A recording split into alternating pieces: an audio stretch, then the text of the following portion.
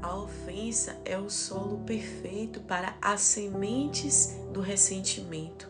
E as sementes do ressentimento irão crescer e criar raízes de amargura no nosso coração. É por isso que muitas vezes algumas coisas estão paralisadas. Nós pedimos, oramos, fazemos propósito e a resposta parece que não vem. Parece que ficamos estéreos no meio do caminho.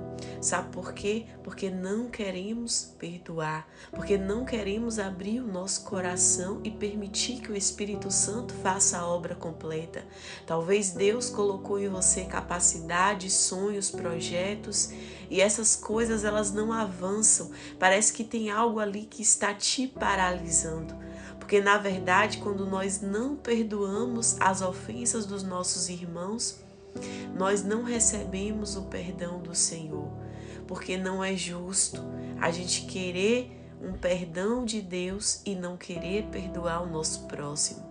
E os ressentimentos, eles vão apodrecendo e minando a nossa alma, o nosso espírito, o nosso coração. E nós precisamos hoje tomar uma decisão. Se nós iremos caminhar em direção à cura ou se iremos continuar vivendo em meio aos ressentimentos, permitindo que o nosso coração adoeça cada vez mais. E hoje nós iremos falar sobre a história de uma mulher que decidiu caminhar em direção à cura. Uma mulher que estava sofrendo por muito tempo, porque ela tinha uma adversária chamada Penina. Penina a afligia dia após dia. E isso foi gerando nela uma amargura muito grande. Sem falar que Ana não podia gerar. E é isso que a amargura faz, ela impede o nosso ventre de gerar. Nós precisamos hoje depositar o nosso coração verdadeiramente aos pés do Senhor e confessar as nossas mazelas para que Ele venha curar a nossa alma. Porque quando Deus ele faz a transformação no nosso interior, o nosso exterior reflete aquilo que está dentro de nós. Vamos ler a palavra do Senhor lá em 1 Samuel capítulo 1, versículo 10, que diz assim: Ela, pois, com amargura de alma, orou ao Senhor e chorou abundantemente. Quantas vezes nós estamos segurando o choro? Nós estamos com vergonha de chorar na igreja, de chorar em determinados lugares, mas Ana, ela se derramou ali naquele lugar. Ela deixou que as lágrimas escorressem no seu rosto, porque aquele choro era uma oração, era um clamor, onde ela estava suplicando pela cura. E a palavra do Senhor vai nos dizer lá no versículo 15 de 1 Samuel capítulo 1. Porém Ana respondeu, porque o sacerdote Eli, ele pensou que ela estava embriagada, mas olha só o que ela respondeu para aquele homem. Porém Ana lhe respondeu, não, senhor meu, eu sou uma mulher atribulada de espírito. Nem vinho nem bebida forte tenho bebido, porém tenho derramado a minha alma perante o Senhor. Olha o que Ana faz, ela derrama a sua alma perante o Senhor. E ela poderia pensar que ela estava vivendo uma grande injustiça, porque a sua adversária gerava uma mulher que perturbava o juízo dela dia após dia, mas ela, que era a vítima, não estava gerando. E aí você pode me perguntar por que coisas assim acontecem? Porque com uma pessoa que não está fazendo nada com ninguém, só está sendo afligida, não consegue gerar.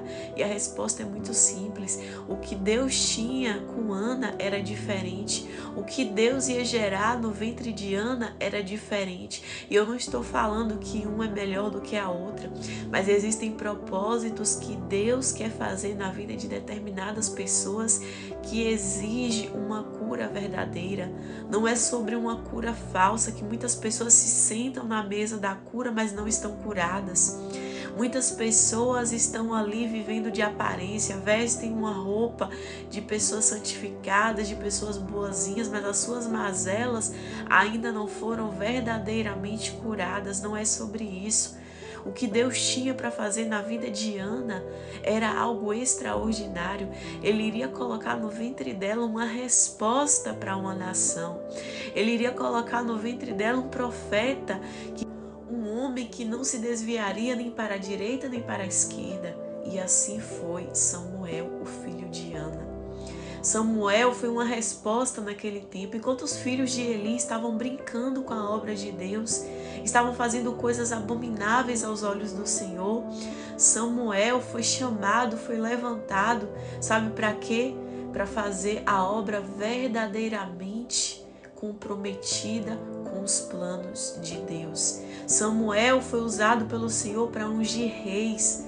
Foi um homem que verdadeiramente caminhou o caminho certo, que trilhou a estrada certa. E é isso que eu creio que Deus quer fazer comigo e com você.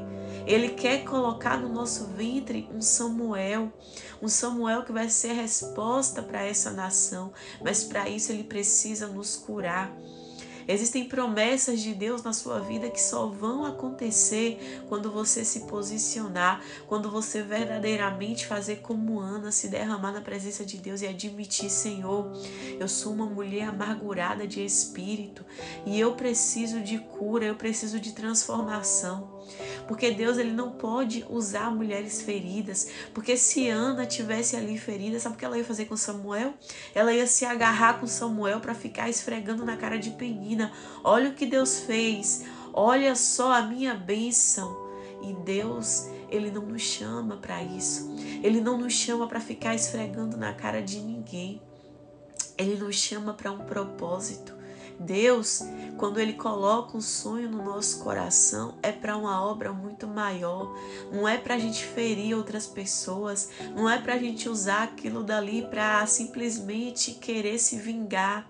Não é sobre vingança, é sobre propósito, é sobre missão, é sobre visão, é sobre algo muito maior. Então, quando Ana estava curada, o Senhor sabia que ela entregaria Samuel no lugar certo, onde Samuel deveria crescer, ser ensinado, para que ele fosse o profeta que Deus iria usar naquele tempo. Ele era necessário naquela hora. Então, Deus, ele vai cumprir coisas na sua vida, ele vai permitir que o seu ventre venha gerar, ele vai abrir a sua madre quando você verdadeiramente entender a importância da obra dele na sua vida e a obra dele naquilo que você está gerando. Não é sobre mim, não é sobre você, mas é sobre planos muito maiores, porque é aquilo que Deus tem para fazer, queridos, nem olhos viram, nem ouvidos ouviram, é muito maior e nem chegou ao nosso coração. Então a gente precisa se posicionar se a gente quer que a vitória verdadeiramente venha chegar na nossa vida. E a maior vitória é estar no centro da vontade de Deus. Não existe algo mais lindo, mais extraordinário do que um homem e uma mulher verdadeiramente posicionados. E eu creio fortemente no meu coração que a vontade de Deus realmente era dar a Ana filho, sim. O Senhor, ele não se alegra com a nossa tristeza, mas como um pai zeloso, ele queria ver ela curada, porque pai nenhum quer ver o seu filho doente. O nosso Deus, ele também não é diferente. Se nós que somos pecadores sabemos dar coisas boas aos nossos filhos, imagine Deus que é santo. Será que ele iria querer ver aquela mulher com a alma adoecida? É claro que não, ele queria ver ela curada, sã, para viver o milagre. Então permita que Deus te cure nesse tempo, para você experimentar a boa, perfeita e agradável vontade de Deus. Que Deus te abençoe.